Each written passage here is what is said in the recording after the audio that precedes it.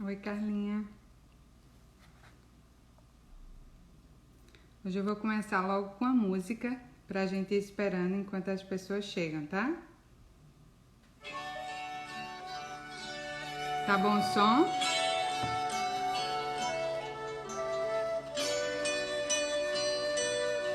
Tá bom o som, Carlinha?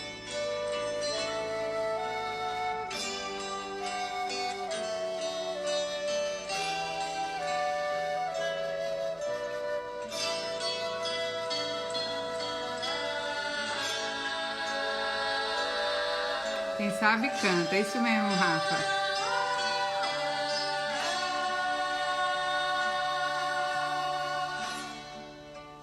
Mãe do céu morena,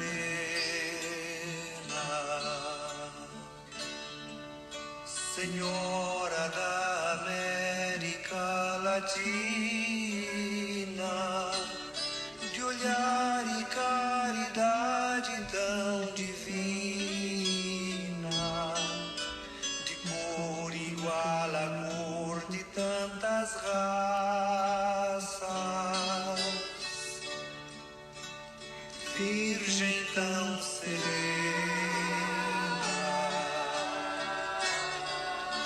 Senhora destes povos tão sofridos, patrona dos pequenos e oprimidos, derrama sobre nós as tuas graças. Derrama sobre os jovens tua luz, aos pobres vem mostrar o teu Jesus, ao mundo inteiro traz o teu amor de mãe, ensina quem tem tudo a partilhar, ensina quem é pouco a não cansar, que faz o nosso povo caminhar em paz. Escuta mais um pouquinho enquanto o pessoal chega, tá bom? Vai aproveitando para entrar nesse clima. Escuta essa letra que é muito linda.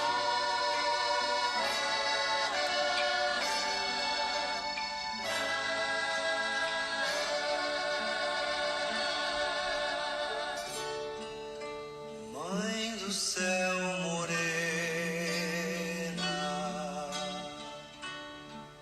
Senhora da América Latina, de olhar e caridade tão divina, de cor igual à cor de tantas raças,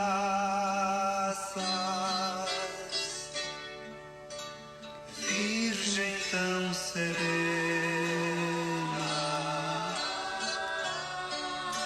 Senhora destes povos tão sofridos, patrona dos pequenos e oprimidos, derrama sobre nós as tuas graças. Derrama esperança sobre nós, ensina o povo a não calar a voz, desperta o coração de quem não acordou, ensina que a justiça é condição de construir um mundo mais irmão, e faz o nosso povo conhecer Jesus.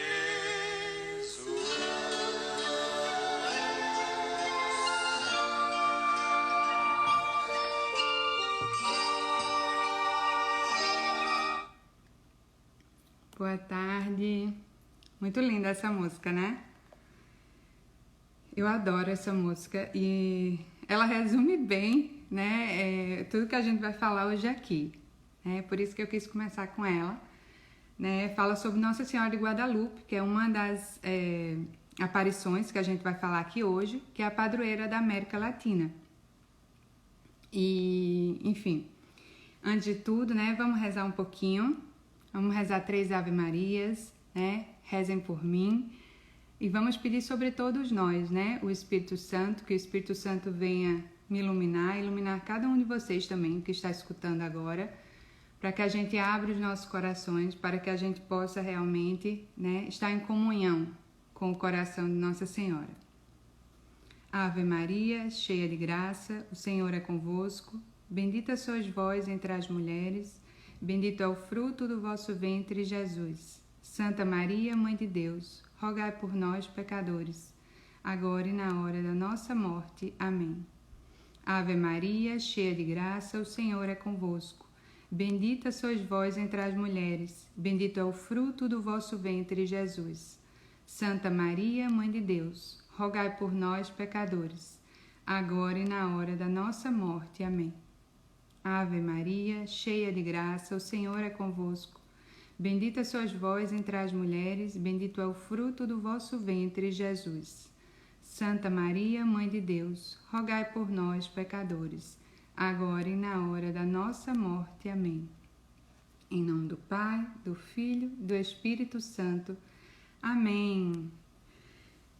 Então, hoje a gente vai falar, né, sobre um assunto que muita gente gosta de escutar, e eu adoro falar sobre, que são as aparições de Nossa Senhora. E antes de mais nada, né, antes de a gente começar, nossa, eu fico muito doida, que eu quero ficar lendo e fico olhando, mas dá. Vocês estão vendo, né? Que eu estou tentando acompanhar. Antes de mais nada, para quem ainda tem dúvida, né? Isso não é motivo de vergonha nem nada. A gente falar mais uma vez que não sabe e que só tem uma Nossa Senhora, né? Que é Maria de Nazaré, a Virgem Maria. Tem muitas denominações, muitas, né? De acordo com as virtudes que ela apresenta, de acordo com o local onde ela apareceu, né, de acordo com a ação. Então tem Nossa Senhora Consoladora dos Aflitos, Nossa Senhora da Caridade, Nossa Senhora da Piedade, Nossa Senhora do Sorriso, Nossa Senhora de Lourdes, Nossa Senhora de Fátima, enfim, tem muitas denominações, mas só uma Nossa Senhora, né? Então esse é o primeiro ponto, né? O segundo ponto é a gente realmente, antes de entrar nas aparições, saber o que é uma aparição. E aí eu vou ler o que tem no catecismo, tá? Para a gente não sair do prumo, né? Ele fala o seguinte, que as aparições são manifestações visíveis de um ser cuja visão naquele lugar ou naquele momento é inusitado e inexplicável segundo o curso natural das coisas. E tem um porémzinho também. O catecismo ele não chama de aparições marianas, ele chama de revelações privadas. Revelações com R minúsculo e no plural, né? A gente tem que fazer essa diferenciação entre essas revelações ditas privadas e a revelação, que é com R maiúsculo e no singular, que é a revelação de Cristo, tá? Então vamos lá. O que vem ser essa revelação com letra maiúscula e no singular? Né? É o processo pelo qual Deus se mostrou para nós, né? Deus mostrou seu rosto, Deus mostrou seu coração, Deus mostrou seu plano de salvação, né? Essa revelação é que teve o ápice na figura de Jesus Cristo, né? Na sua encarnação, na sua missão, na sua morte, depois na sua ressurreição e finalmente no envio do seu Espírito Santo. Então a revelação é tudo que nos ensina a igreja, tudo que está na tradição e nas Sagradas Escrituras. Então, essa é a revelação maior, que já foi finalizada, vamos dizer assim, porque Jesus Cristo foi a última palavra de Deus. Não há mais nada que acrescentar, né? E aí a gente vem com as revelações privadas. E aí você pergunta, mas o que é que tem que ser revelado ainda? Então, não tem mais nada que ser revelado. As revelações privadas, elas têm uma função também bem definida pelo catecismo, que eu vou ler aqui. o papel delas não é aperfeiçoar ou completar a revelação definitiva de Cristo, mas ajudar a vivê-la mais plenamente numa determinada época da história. Então, as aparições, né, a gente já sabe, elas não vêm trazer nada de novo, né? Maria nunca veio trazer uma mensagem totalmente nova, que veio revolucionar tudo que a gente já leu nas Sagradas Escrituras, tudo que a gente já pôde aprender, né, e poder absorver pelo magistério da igreja. Não, ela vem apenas confirmar, ela vem às vezes evidenciar um traço, um aspecto da doutrina, entende? Então, Nossa Senhora, ela vem confirmar tudo pra gente. Ela vem nos recordar a viver o que, gente? A conversão, a penitência, a oração. Essas são as bases que a gente encontra em toda aparição mariana, né? Então, Nossa Senhora vai fazer esse apelo para que a gente seja mais coerente com o Evangelho, né? Porque a gente sabe já tudo que está nas Sagradas Escrituras, a gente sabe da revelação, mas a gente precisa ser relembrado disso o tempo todo, né? E a gente já falou, esse é o papel de uma mãe, relembrar sempre, educar sempre aquele filho, né? Lembrando a ele, enfim, de tudo aquilo que foi dito, nos exortando, né? Porque muitas vezes a gente se desvia muito do Evangelho, da vivência do Evangelho. Então, Nossa Senhora vem reforçar, né? Nossa, eu perdi o fio da meada aqui. Vamos lá. Então, falar sobre um pouquinho mais de introdução sobre as aparições na questão da igreja confirmar, né? Só para a gente ter uma ideia, tem mais de 2.000 aparições marianas registradas por todo o mundo. Dessas 2.000, gente, só 16 foram aprovadas, vamos dizer assim, foram autenticadas pelo Vaticano, né? Foram ditas como fidedignas, como verdadeiras. E 28 outras aparições, elas têm aprovação dos bispos locais para serem cultuadas, né? Para exercer essa devoção.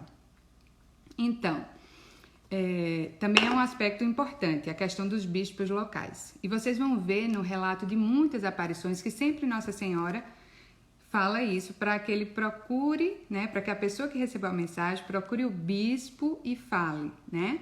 Por quê? Porque no Concílio de Trento foi definido que os bispos locais são eles que têm autoridade primeira para julgar se aquela mensagem que está sendo dada é ou não contrária à fé da Igreja Católica, tá? E eles podem permitir o culto e a veneração. Então, eles são a primeira autoridade da Igreja, perto de onde ocorreram cada aparição, para que possa permitir isso daí, né? Esse é o primeiro ponto. E aí, a Santa Sé, ela tem um protocolo muito grande, né? De realmente de validação eu esqueci a palavra, gente.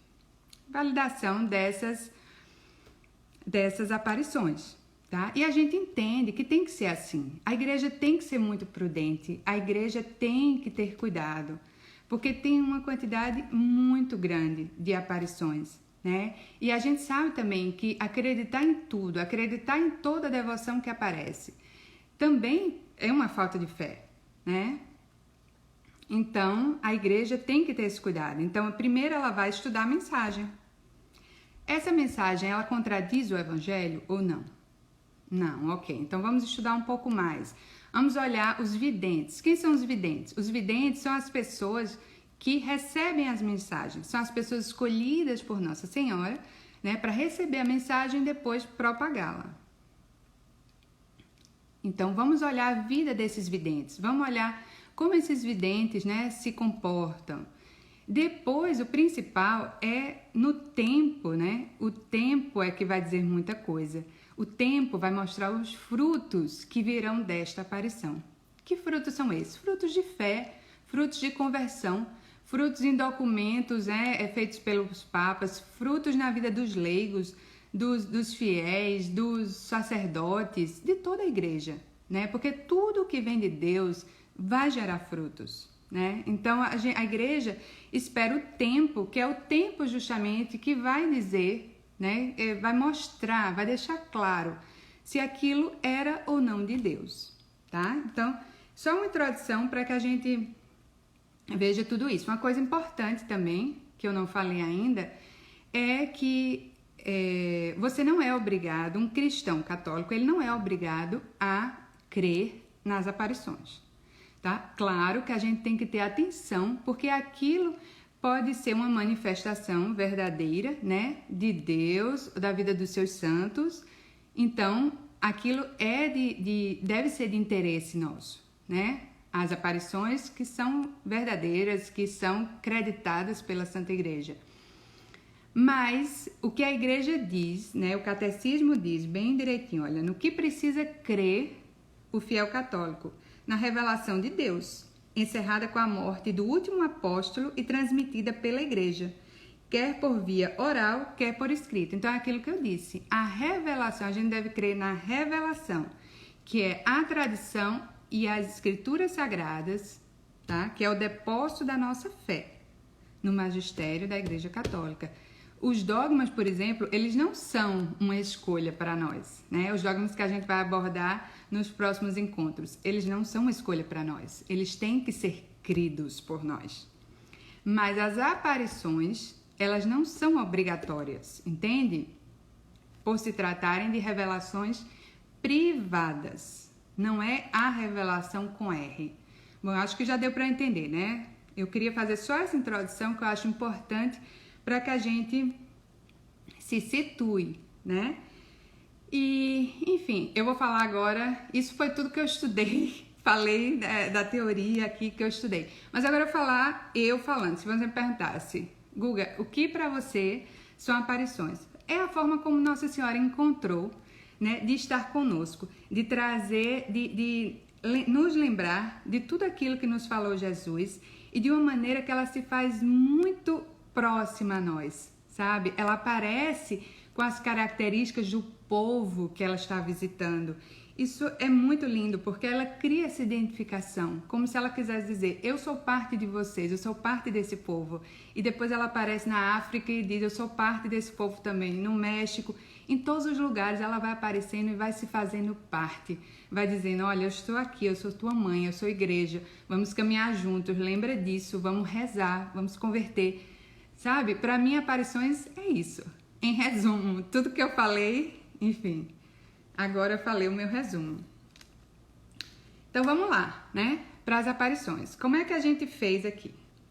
A gente dividiu por ordem cronológica, tá, para ficar mais fácil o entendimento e também porque não vai dar tempo da gente esgotar muito, né, porque são muito profundas as mensagens das aparições. Mas a gente vai ver que elas se relacionam entre si, né? Por exemplo, que as 3 grandes aparições do século XIX, que são Lourdes, não, por ordem, Medalha Milagrosa, La Salette e Lourdes, se relacionam profundamente com Fátima, que foi, né, a grande aparição do século XX. Então, todas elas têm um ponto, né, de congruência. É muito lindo ver que os dogmas marianos são revelados muitas vezes, né, e confirmados nas aparições de Nossa Senhora, porque é ela mesma quem vai falando. Exatamente, Rafa. A primeira é Guadalupe, que nós vamos falar. Só a título de curiosidade, tá? A primeira aparição mariana registrada no mundo, tá? Foi no ano 40 depois de Cristo, ou seja, 7 anos depois que Jesus tinha morrido, e foi em Saragoza, na Espanha, tá? Que Nossa Senhora apareceu a São Tiago Maior, que foi na Espanha para evangelizar, e é controversa essa aparição porque algumas pessoas dizem que não foi uma aparição, foi uma bilocação, porque Nossa Senhora ainda estava viva, né? Bilocação, você sabe, alguns santos tinham essa capacidade de estar em 2 lugares ao mesmo tempo, então Nossa Senhora estaria em Éfeso, né, com São João, mas foi até a Espanha para dar suporte, né, para consolar e encorajar São Tiago Maior na evangelização dos espanhóis. Mas não se sabe a data correta que aconteceu, então não se sabe se Nossa Senhora realmente já havia sido assunta ao céu ou se ainda estava aqui na Terra, de fato, com São João. Então ninguém sabe se foi bilocação ou se foi uma aparição verdadeira. A devoção lá que se tem é Nossa Senhora do Pilar, que Nossa Senhora apareceu numa coluna de luz. Tá? Então é São Tiago Maior, que tem até inclusive o caminho de São Tiago de Compostela, né? Acho que muita gente conhece. Então tá, vamos lá. Então vamos para Guadalupe, que é a nossa primeira aparição. Eu tenho que pegar minha cola, gente, porque são muitos detalhes, né? São muitas emoções e aí eu tenho que estar aqui para ver, tá? Então, o dia que a gente celebra Guadalupe é o dia 12 de dezembro, né? E essa aparição ocorreu em 1531. Então, vamos lá. Eu gosto sempre de imaginar coisas assim que aconteceram na história para me situar. Então, o Brasil, descoberto em 1531, Nossa Senhora aparecia no México, né? Nossa Senhora de Guadalupe é a padroeira de toda a América, tá? Não é só da América Latina. Bruna, eu escrevo um caderno inteiro. Eu só sei fazer assim, escrevendo. Mas bom,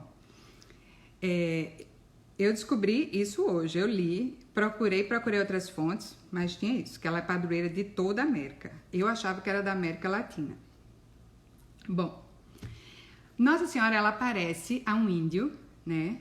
A um índio convertido, chamado Juan Diego. Ela aparece grávida, ela aparece com a aparência, com a pele morena, né, mestiça, vestida com as roupas reais, né, da imperatriz asteca, grávida, já falei que ela estava grávida, resplandecente como o sol, tendo uma lua debaixo dos seus pés. Né? É muito peculiar, muito característica, muito igual à Virgem grávida que aparece descrita no Apocalipse de São João, né? Eu separei aqui as imagens das aparições que eu vou falar, tá? Para vocês verem. Então, eu vou colocar aqui a imagem de Guadalupe só pra gente ver um pouquinho. Então, é essa aqui, ó.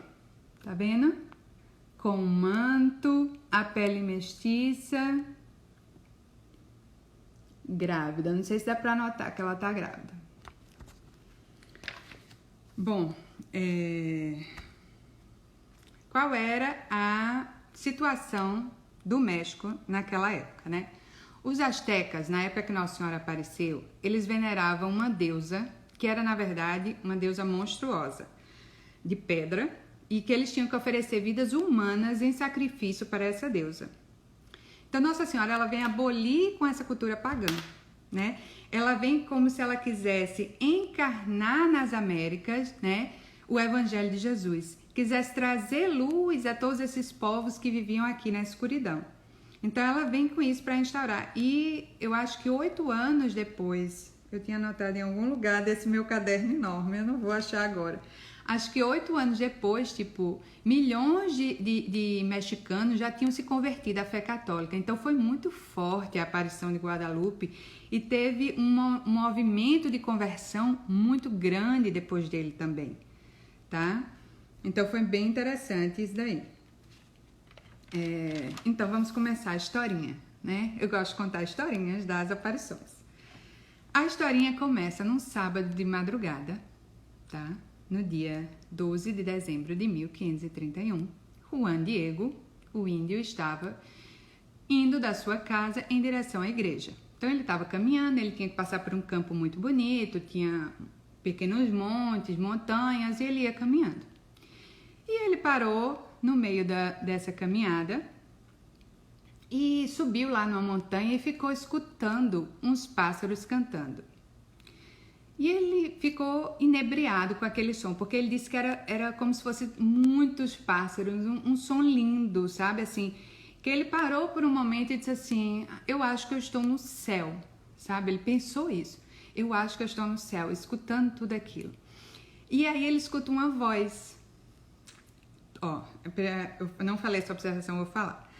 Tudo que eu vou falar aqui das 3 aparições, eu procurei das fontes mais fidedignas possíveis. tá? Fui atrás dos originais.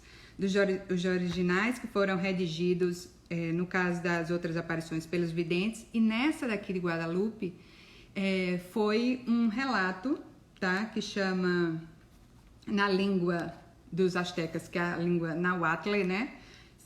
Se chama Nican Naporrua, esse documento, que se diz em português, aqui se narra. Então é como se fosse um documento mesmo. Isso foi escrito por um índio erudito, que escreveu tudo no século XVI, e perderam o original dele, mas felizmente tinha algumas cópias, e foi a partir de uma dessas cópias que esse documento foi feito. Então, são as palavras originais, e eu vou fazer questão de todas as vezes que eu for falar as falas de Nossa Senhora, eu vou ler, para ler na íntegra o que está no documento original, tá bom? Então, a voz dizia o seguinte: Juanito, Juan Dieguito. Nossa Senhora chamava ele carinhosamente, gente, Juanito, Juan Dieguito. E aí, ele ficou surpreso, né? E ela falava assim, ó, Juanito, o mais humilde dos meus filhos. Ela sempre falava isso para ele. Onde você está indo? Né? E ele responde que estava indo para a igreja. Que estava indo, minha senhora, ele fala, minha senhora e menina. Engraçado que ele chama Nossa Senhora de menina, né? De criança. Eu não sei por que ele chama Nossa Senhora de menina e de criança. Eu fiquei pensando nisso. Talvez ela fosse minhonzinha, né? Na imagem dá pra ver aquela minhonzinha. Acho que ele pensava que era uma menina, não sei. Bom, ele disse que estava indo para a igreja. Aí Nossa Senhora fala isso. Vou falar bem direitinho. Saiba e entenda. Você é o mais humilde dos meus filhos. Eu, a sempre Virgem Maria, Mãe do Deus vivo, por quem nós vivemos, do Criador de todas as coisas, Senhor do céu e da terra. Eu desejo que um templo seja construído aqui, rapidamente. Então eu poderei mostrar todo o meu amor, compaixão, socorro e proteção.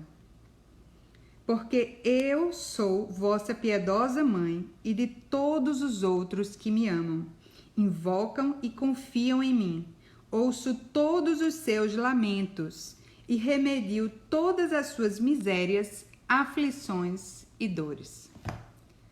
Imagina, Nossa Senhora só dizendo isso já estava bom demais, né? Já tinha dado todo o recado. E vocês veem que Nossa Senhora disse com todas as letras. Né? Nessa aparição, em algumas aparições ela não fala, eu sou Nossa Senhora, né? Eu sou a Mãe de Deus vivo, tal como ela falou aqui. E aqui ela fala com todas as letras. Ela é muito bem explicada. Tô vendo aqui a observação de Rafa sobre que Juan não era criança. Exatamente. A maioria dos videntes, das pessoas que recebem as mensagens, eles são crianças. Mas os que não são crianças, é como se eles tivessem o coração puro como um dia criança. Né? Como se fosse um pré-requisito de Nossa Senhora para poder receber as mensagens. Mas bom, voltando. Nossa Senhora fala tudo isso. E fala, Juan, eu quero que você vá lá no bispo e fale para ele tudo isso que eu lhe falei agora. Né? E peça que quero que construa a igreja.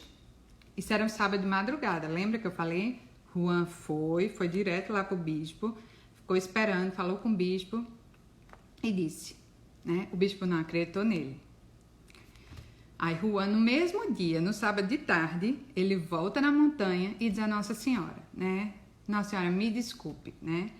Mas ele até fala assim, ele era tão humilde mesmo que ele fala, eu peço à senhora que instrua uma pessoa mais inteligente, que seja mais conhecida, que seja mais respeitada, para ir falar com o bispo, porque ele não vai acreditar em mim. Eu sou um Zé Ninguém, eu sou um índio somente, e ele não acredita em mim. E Nossa Senhora não tem conversa. Nossa Senhora diz, Juan, vai lá e fala pro bispo de novo. Aí tá. No domingo de manhã, Juan volta lá para falar com o bispo. O bispo está celebrando a missa domingo. O bispo acaba a missa e vai falar com Juan. Aí Juan diz de novo. Seu bispo, Nossa Senhora está pedindo para o senhor construir o templo para ela, tal. Diz tudo direitinho. O bispo disse, olha, eu preciso de um sinal. Peça a essa mulher um sinal e eu vou acreditar. Isso quando Juan sai, começa um bochicho, né, no escritório do bispo. As pessoas que estavam lá dizem assim, olha, eu acho que esse cara tá inventando história, tá forjando. E eles, inclusive, decidem que se Juan voltar lá, próxima vez, ele vai ser preso. E aí, decidem assim, vamos atrás dele para ver onde é que ele vai? Vamos. Aí vão atrás dele. Só que Juan sai no domingo para encontrar com Nossa Senhora de novo, né, para dizer a ela que ele não acreditou novamente. E ele meio que se perde, as pessoas perdem ele de vista, entendeu? Mas ele tá lá falando com Nossa Senhora de novo. É que de alguma forma ele ficou oculto aos olhos das pessoas que estavam seguindo ele. E aí ele vai falar com Nossa Senhora, né? E... Não, peraí.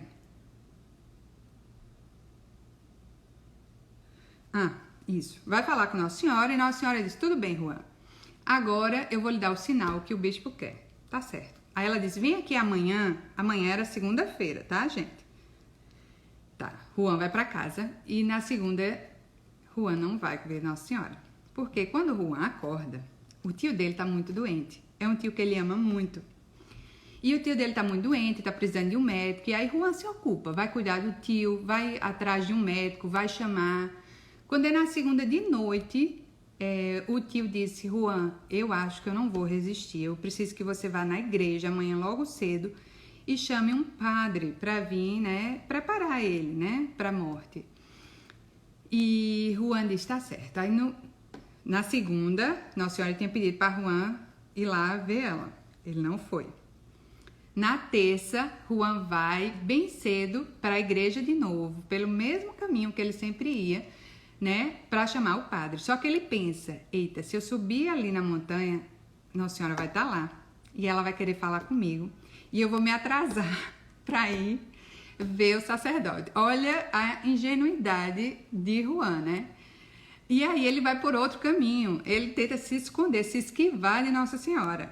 Ele vai, quando ele dobra, tipo, por um outro caminho, Nossa Senhora aparece para ele. E ele fica totalmente constrangido, né? Desconcertado, envergonhado por tudo aquilo. Porque, tipo, ele tava querendo se esconder de Nossa Senhora. E Nossa Senhora... Nossa, é muito linda essa parte, gente. Juan, ele tem um coração muito puro mesmo, como o Rafa tá dizendo. Ele parece uma criança, sabe? Assim, uma criança mesmo. Ele olha para Nossa Senhora e pergunta assim, como é que a senhora tá hoje? Tá bem? Tá bem de saúde? Pergunta para Nossa Senhora se Nossa Senhora tá bem de saúde.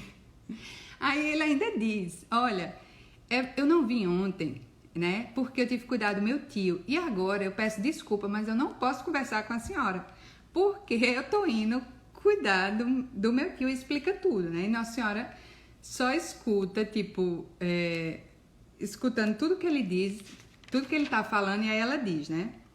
Essa é a coisa mais bonita. Escuta-me e entenda bem, meu caçula. Nada deve amedrontar ou afligir você. Não deixe seu coração perturbado. Não tema esta ou qualquer outra enfermidade ou angústia. Eu não estou aqui. Quem é sua mãe? Você não está abaixo da minha proteção? Eu não sou sua saúde? Você não está feliz com o meu abraço? O que mais pode querer? Não tema nem se perturbe com qualquer outra coisa. Não se aflija por esta enfermidade do seu tio. Por causa disso, ele não morrerá agora. Tenho certeza de que ele já está curado. Lindo isso, né, gente? Então, depois dessas palavras, não era possível que Juan não caísse a ficha, né? Ele se sentiu consolado, se sentiu feliz e aí disse... Tá, o que é que eu tenho que fazer, né? Dei-me o sinal que eu vou lá mandar pro bispo. Aí Nossa Senhora disse, olha, sabe a montanha que a gente se encontrou das outras vezes? Ele disse, sei, sobe lá e pega umas flores, Juan. Colhe estas flores, bem variadas, e traz aqui para mim, que esse vai ser o meu sinal. E aí Juan, no seu coração, ele pensou, não vai ter flor lá. Ele sabia que naquela época era dezembro, era inverno. Os campos estavam cobertos de neve, não ia ter aquelas flores que ela estava falando, mas ele subiu, ele obedeceu. E quando ele chegou lá, ele se surpreendeu, porque tinham muitas flores, ele disse uma grande variedade, muito lindas. Então ele cortou muitas delas, né? e levou para Nossa Senhora. Nossa Senhora pegou as flores, tocou com as suas mãos, né? Colocou de novo, ajudou ele a enrolar, né, no manto, na tilma que ele usava. Eu não vim com essa roupa por causa disso, tá, gente? Não vai pensar que é por causa de que eu quis imitar o manto, mas era um poncho, sabe? Aquela coisa que é tipo assim, que era uma coisa que ele podia enrolar realmente, assim, carregar. E ele enrolou, colocou aquelas flores lá dentro, né? E ela disse, vai lá e mostra ao bispo. Juan vai lá no escritório do bispo, dão um chá de cadeira nele, né? E inclusive ficam pensando se vão prender ou não. Mas aí alguém diz, olha, bispo, quem tá esperando faz muito tempo é aquele índio novamente. E ele tem alguma coisa, ele tá trazendo alguma coisa junto dele, no colo dele. Aí o bispo diz, é o sinal que eu pedi, manda ele entrar. Quando Juan entra, né? Ele abre o manto, as flores caem no chão, né? E de repente eles veem a imagem que se ficou impressa, né? Essa imagem que eu vou mostrar de novo daqui a pouco, ela ficou impressa no manto que Juan estava usando. Na mesma hora o bispo acreditou, né? Ele caiu de joelhos, chorando, pedindo perdão por não ter acreditado antes, pegou o manto de Juan, já levou para a capela, foi rezar, pediu para que Juan ficasse com ele aquele dia. No outro dia já foi com Juan olhar o lugar onde seria construído o templo. Enfim, o bispo acreditou na mesma hora. E os estudos que foram feitos nesse manto, gente, a quantidade de detalhes que tem em torno dessa imagem, assim, é uma coisa absurda de linda, né? Para começar, não é uma pintura, não é pintada, é como se a imagem tivesse realmente impressa no manto, sabe? E a substância eles não conseguiram encontrar ainda, depois de muitos estudos, tipo com NASA, com tudo. Não sabem que substância é, não encontraram substância na natureza, também não é uma substância, uma tinta que possa ter sido fabricada pelo homem. Então ninguém sabe ao certo como aquela imagem está ali, né? E tem muitos detalhes, né? Por exemplo, no manto dela, as estrelas estão justamente no mesmo alinhamento que estavam naquele dia da aparição, no dia que ela apareceu no céu, né? Por que esse detalhe das estrelas? Porque os astecas eram um povo que era muito ligado nas estrelas. Então, eles saberiam identificar esses sinais. E foi isso que foi muito forte para converter ele. Esses sinais de que Nossa Senhora pertencia àquele povo, com as vestes, com os traços, né, com a cor da pele, tudo aquilo que foi configurando Nossa Senhora como uma deles, né? Isso é que é bonito. E aí, deixa eu ver mais detalhes aqui, porque são muitas coisas e eu esqueço. Sobre o manto. Nos olhos de Nossa Senhora, gente, eles aumentaram os olhos de Nossa Senhora 2.500 vezes. E aí viram que nos olhos de Nossa Senhora tem justamente a imagem do momento em que Juan chega, né, no escritório do bispo e mostra o manto, mostra o sinal e aparecem todas as pessoas que estavam na sala naquele momento. É como se os olhos de Nossa Senhora tivessem fotografado aquela cena e ficasse para sempre registrado ali no manto dela. É uma coisa belíssima, né? Também outra observação aqui, que o tecido do poncho, normalmente ele não dura 20 anos. E o desse tá, tipo, há quase 500 anos, né? E não perde o brilho, não perde as cores não desbotam. Então, tá do mesmo jeito e tá lá em exposição, né? Carlinha falou aí, né? Que ela foi Ela teve o prazer de visitar a Basílica de Guadalupe, na Cidade do México. E tá lá em exposição, né? Essa imagem, eu vou mostrar outra vez, tá? É essa imagem que tá lá, tá vendo? E aí, depois, eles foram estudando muita coisa. Tá vendo a lua debaixo dos pés? Ela resplandecente como o sol.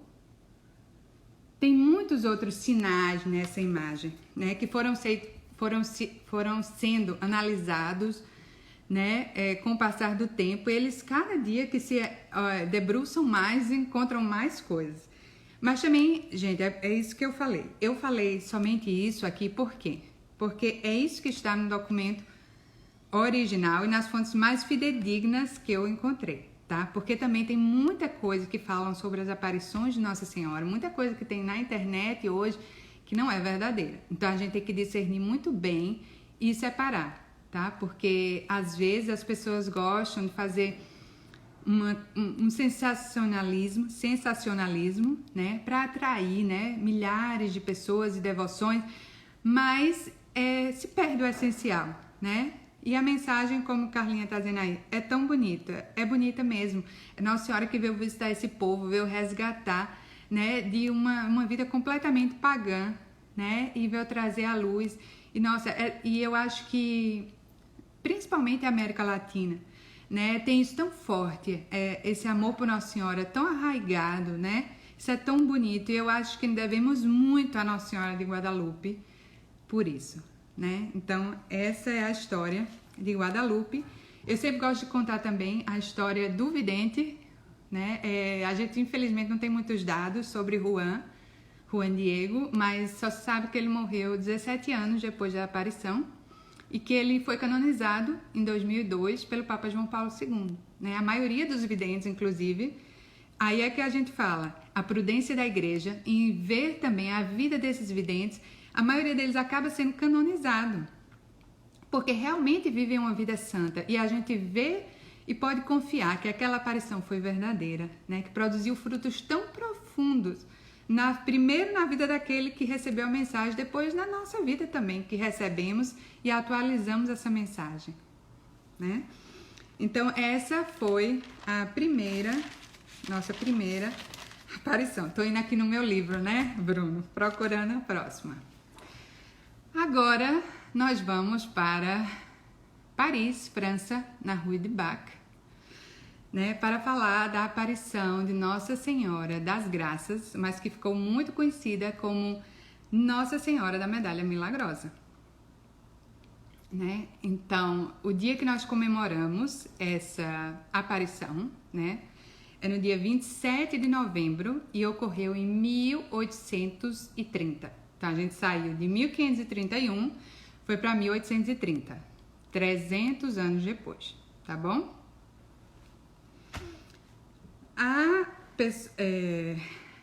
A situação da França naquele momento. Eu tô muito rápida, é porque o meu pensamento fica acelerado e eu tô olhando o tempo. Já vou dizer, a gente vai ter que fazer uma segunda parte, porque eu tô começando a Medalha Milagrosa agora e ainda tem La Salette, então eu já tô meio que desesperada, entendeu? Então, eu vou me acalmar pra gente ter tempo de falar tudo, ok? A situação da França naquela época, qual era? A Revolução Francesa tinha acontecido em 1789, né? De 1789 a 1799. E a Revolução Francesa, ela foi responsável, né, pela forma como o mundo moderno é hoje, como a gente conhece o mundo moderno hoje. Só que teve um grande porém na Revolução Francesa, que os valores cristãos, que inclusive eram o slogan, né?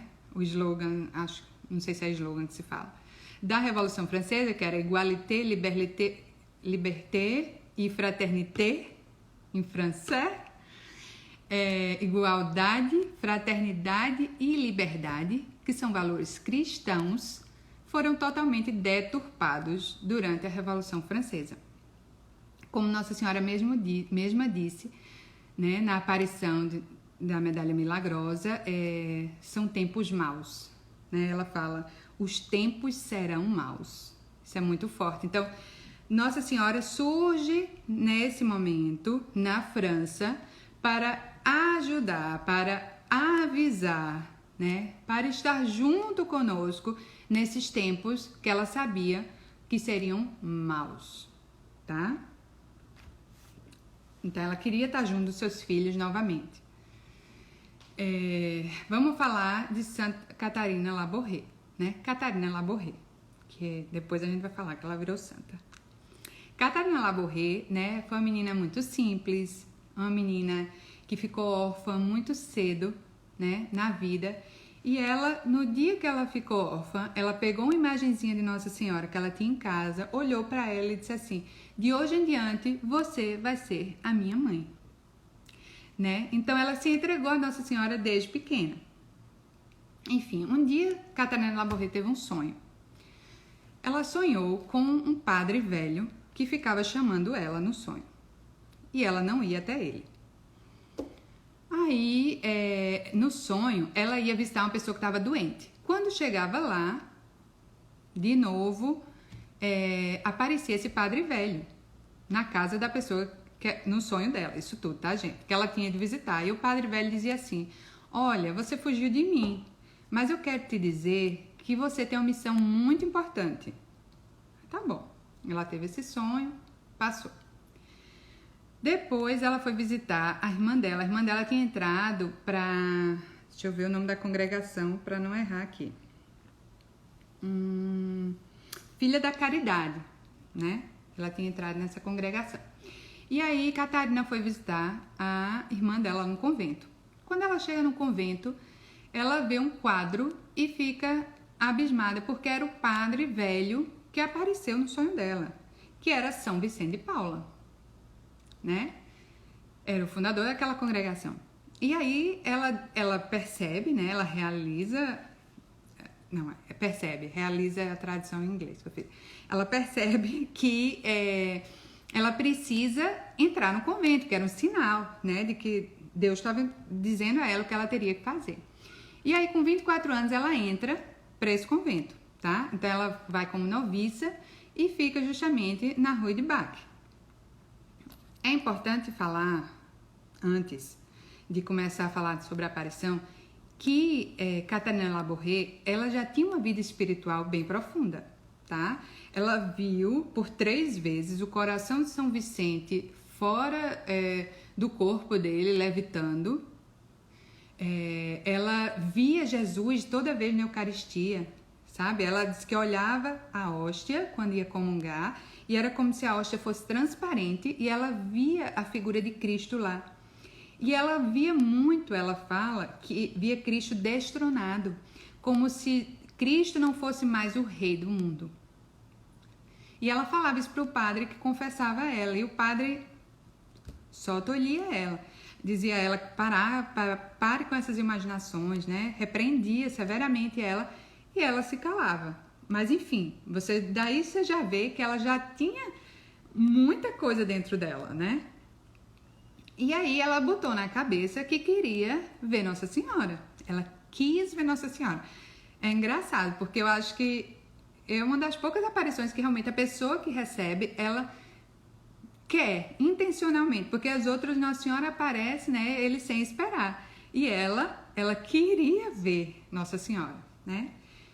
Então, num dia lá, que era a véspera da festa de São Vicente de Paula, né, a irmã que cuidava das noviças chamou ela e disse assim: olha, hoje a gente vai distribuir essa relíquia, né? Era um pedaço de um pano que tinha sido usado por São Vicente. Então, ela cortou os quadradinhos, né, de tecido, e deu para cada um. E disse: olha, vocês sabem que São Vicente era muito devoto de Nossa Senhora, ele é apaixonado por Nossa Senhora. Então, hoje, na véspera da festa dele, vamos rezar, né? Vamos se unir ao coração de Nossa Senhora e ao de São Vicente e tal, aquela coisa. Aí, Catarina Labourret pegou o seu pedacinho de pano e foi pro seu quarto, né? Quando chegou lá, no quarto, ela teve a brilhante ideia de cortar aquele pedacinho ainda na metade e engolir o pedaço de pano. E foi isso que ela fez. Ela engoliu o pedaço de pano e foi dormir. Quando foi 11h30 da noite, mais ou menos, né? Ela escuta uma criança, uma vozinha de criança chamando por ela, né? Catarina, Catarina. E ela vai e olha, era uma criança reluzente. Ela percebe que era um anjo, né? E a criancinha diz: Nossa Senhora está à sua espera, lá na capela. E ela, como noviça, né? As regras muito rígidas, ela não disse, mas ela pensou, né? Disse assim: eu não posso sair do quarto agora. Se eu sair do quarto, né? E a superiora me vir, vai dar confusão, né? Eu vou estar em apuros. E aí ela pega e fala, a criança responde o pensamento dela e diz assim: não vai estar todo mundo dormindo, não se preocupe, pode vir para a capela. Aí ela vai seguindo a criança para a capela. Só que ela já foi pensando também: a capela vai estar fechada, porque a capela sempre está fechada. Mas quando a criancinha botou, né, o anjo coloca a mão na porta da capela, a capela se abre, né? E a descrição fala como se fosse um filme mesmo, aquela coisa. A capela se abre, tá toda iluminada, velas iluminadas no altar, acesas, tudo preparado, né? E ela fica naquele assim, como assim, né? Se ajoelha, né, diante do altar e fica ali esperando, né? Tipo, tá, e cadê Nossa Senhora, né? Cadê Nossa Senhora?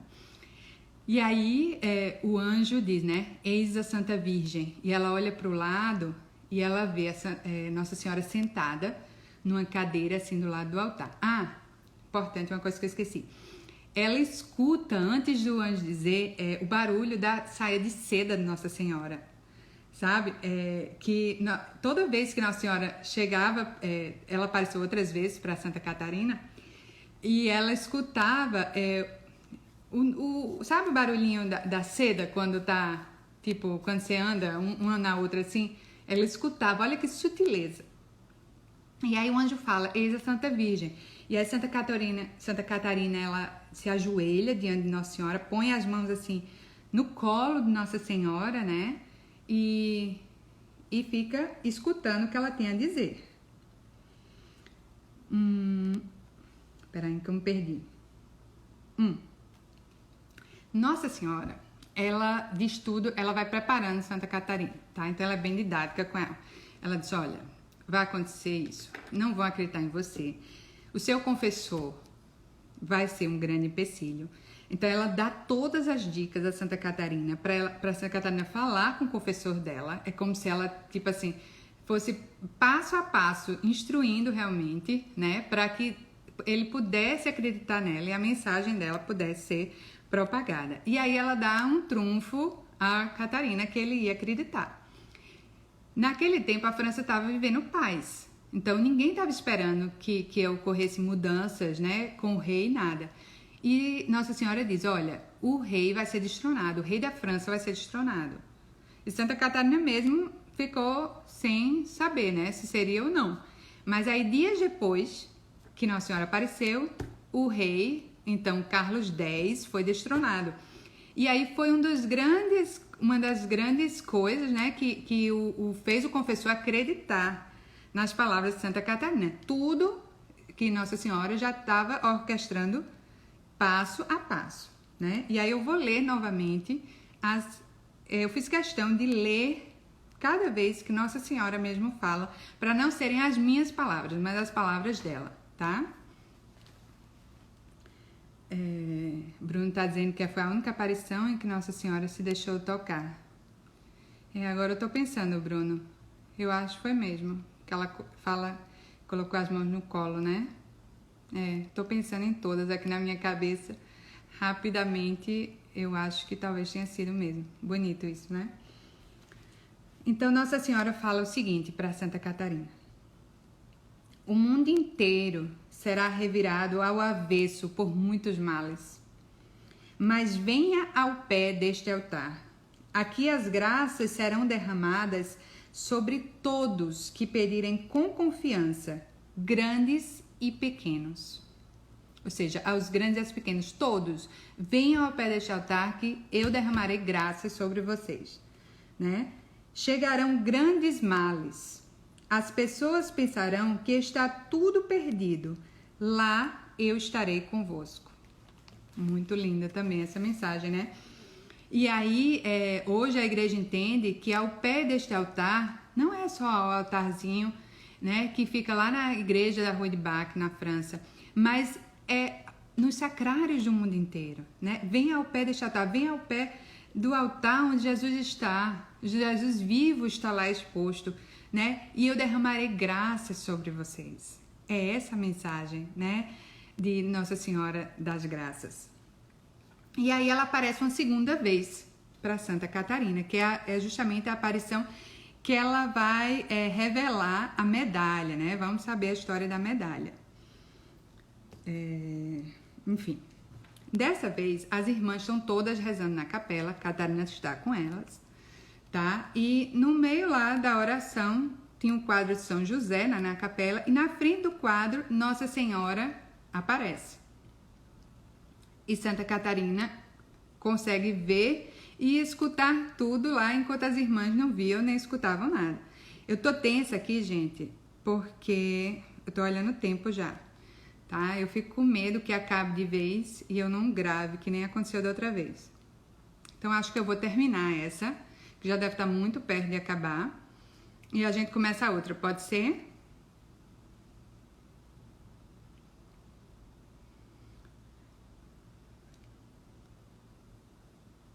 A Adria tá falando... deixa eu só terminar isso aqui. A Adria tá falando de Medjugorje. Medjugorje, Adria, na verdade, ainda está sob investigação da igreja, né? Foram as aparições que começaram em 1981. Né? A vidente Mirjana, ela informou agora, né, em março desse ano, que Nossa Senhora não iria aparecer mais sistematicamente todo dia 2, como ela vinha fazendo há muito tempo, né? Porque ela já revelou os 10 segredos que tinha a revelar a Mirjana. Então, assim, Medjugorje é muito recente, então realmente precisa de mais tempo, né, para que a igreja veja como verdadeira, mas claro, a gente já vê muitos frutos em Medjugorje, com certeza, eu acredito, né, que logo, logo vai ser reconhecida, mas a gente tem que esperar o tempo certo, né? Por isso que a gente não vai nem abordar Medjugorje aqui, mas com certeza. Bom, eu vou terminar agora, tá? Entrem na mesma hora, vou esperar vocês na próxima.